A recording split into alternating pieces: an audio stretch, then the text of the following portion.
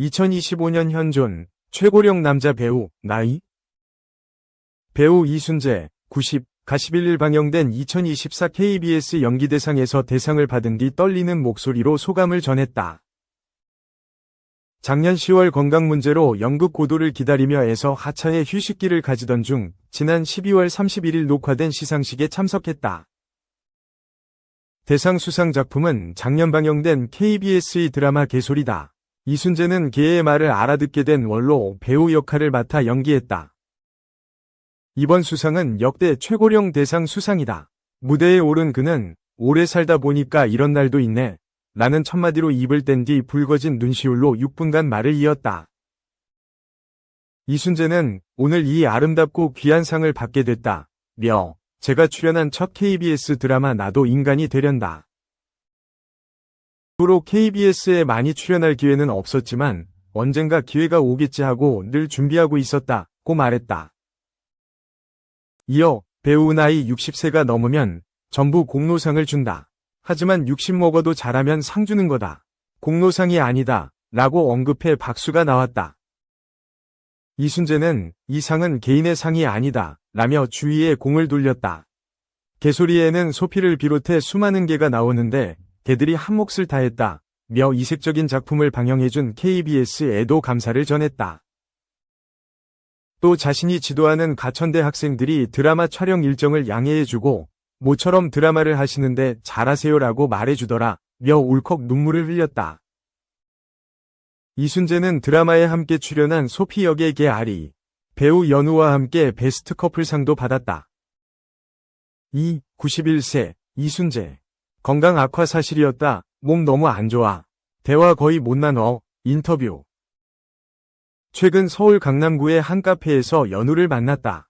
연우는 지난해 KBS의 개소리로 여자 우수상과 베스트 커플상을 수상했다.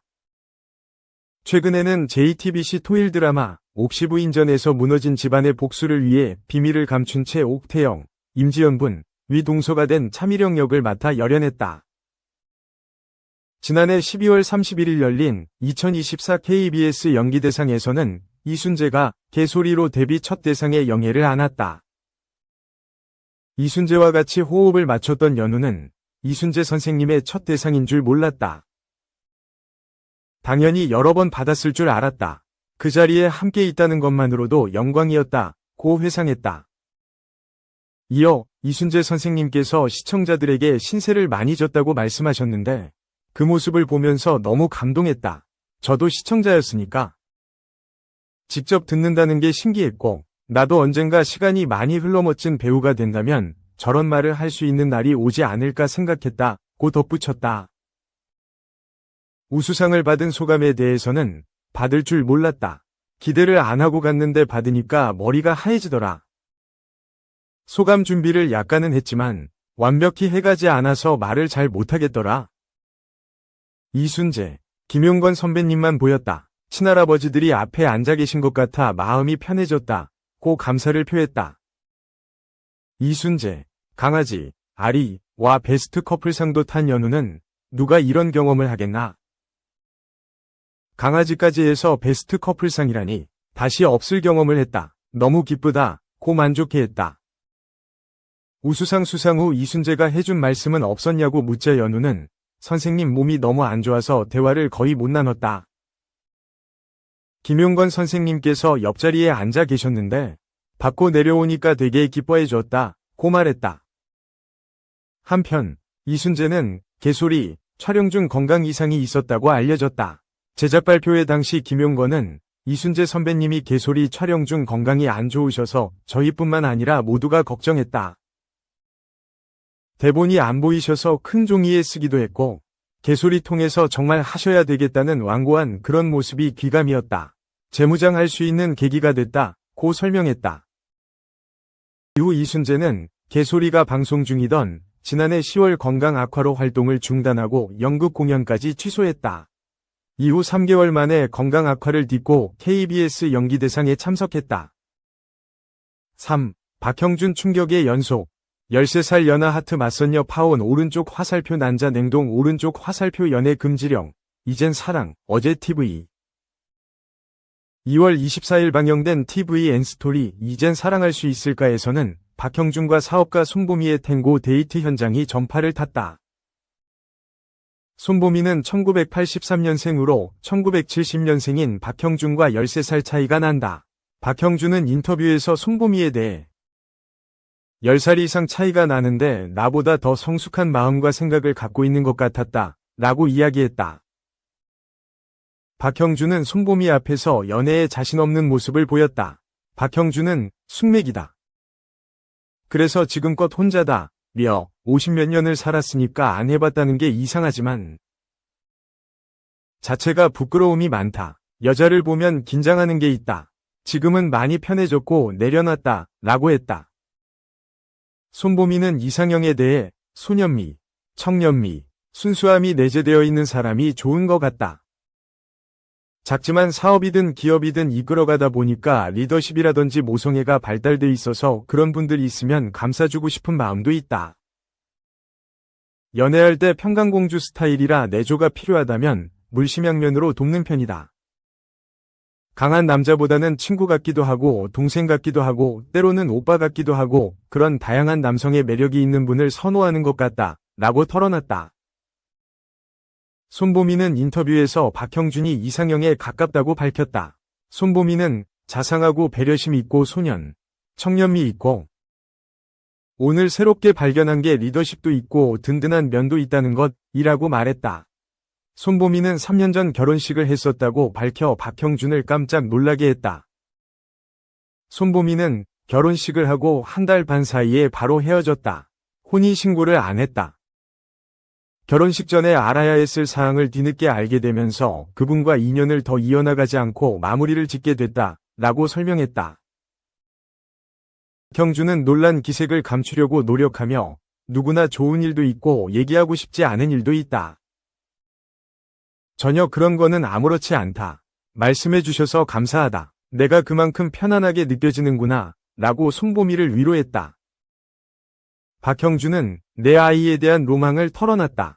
박형준은 날 닮은 아이가 궁금하긴 하다. 라고 했고 손보미는 코로나 때부터 아이랑 결혼이랑 가정이 있으면 좋겠다고 생각해서 열심히 소개받고 그러다가 3년 전 해프닝이 생긴 거다. 그러면서 그때 냉동난자도 많이 해놓고 신체가 부족하다면 그런 쪽에 도움을 받을 수도 있겠다 싶어서 건강할 때 했다. 보디 프로필 찍을 때랑 가장 건강한 몸일 때였다. 보디 프로필 찍고 냉동난자도 하고 마음의 보험을 든 느낌이었다. 라고 했다. 박형준은 연애에 대한 생각도 물었다. 손보미는 작년 재작년은 스스로에게 연애 금지령을 내려서 우선순위이지 못했다. 며 올해부터는 금지령을 해제했다. 라고 전했다. 소개팅이 끝난 후 박형준은 인터뷰에서 진짜 마음으로 상대방을 대하시는구나 그런 걸 느꼈다. 오늘 하루가 찰나의 순간처럼 너무너무 행복하게 순간처럼 지나가 버렸다고 말했다. 분노, 원탁의 변호사들. 지난 24일 방송된 SBS 라이프 원탁의 변호사들 7회에서는 남편의 이중생활로 인해 양육권 문제를 고민하는 아내와 사기 결혼이라고 주장하는 여성의 사연이 공개되며 출연진들의 분노와 안타까움을 자아냈다. 이날 첫 번째 사연의 위례인은 남편의 반복된 음란 행위들로 인해 이혼을 결심한 45세 여성이다. 아내는 남편과 그의 전처 사이의 아이들을 친자식처럼 돌보며 가정을 지켜왔고 아이들도 아내의 진심을 받아들여 마음을 열었다. 그러나 남편은 성인 앱을 통해 다수의 사람들과 음란 채팅을 즐긴 사실이 밝혀지며 충격을 안겼다. 더욱 충격적인 것은 아내뿐만 아니라 다른 여성들과의 성관계 모습을 촬영한 영상을 보관하고 있었다는 것.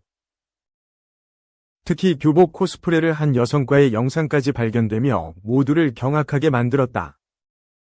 남편의 행동이 아이들에게까지 영향을 미칠 것을 우려한 아내는 결국 이혼을 결심하게 되었다. 아내는 아이들이 친부가 아닌 자신과 함께 살고 싶다고 했다는 이야기에 양육권을 강하게 주장했다. 이 사연을 들은 탁재훈은 여기서 가장 속상한 사람은 한 사람이다. 바로 위례인이라며 아내의 헌신을 안타까워했고 이지혜는 가장 놀라웠던 건 친아빠보다 자신을 품어주고 성심껏 돌봐준 새엄마와 살고 싶다고 말한 아이들의 용기였다. 며 엄마의 사랑이 통했다. 며 아내의 깊은 사랑에 감동했다. 두 번째 사연의 위례인은 결혼 5년 차, 출산한 지 2달밖에 안 된 35세 여성이었다. 위례인은 자신의 결혼이 사기 결혼이었다며 혼인 취소 소송과 정신적 손해배상 및 자신이 낳은 아이의 친권 박탈 및 양육비를 강력히 요구했다. 이들 부부는 보육원 봉사활동을 통해 만나 결혼했으며 남편은 자상한 성격으로 결혼 생활 내내 다정한 모습을 보였다.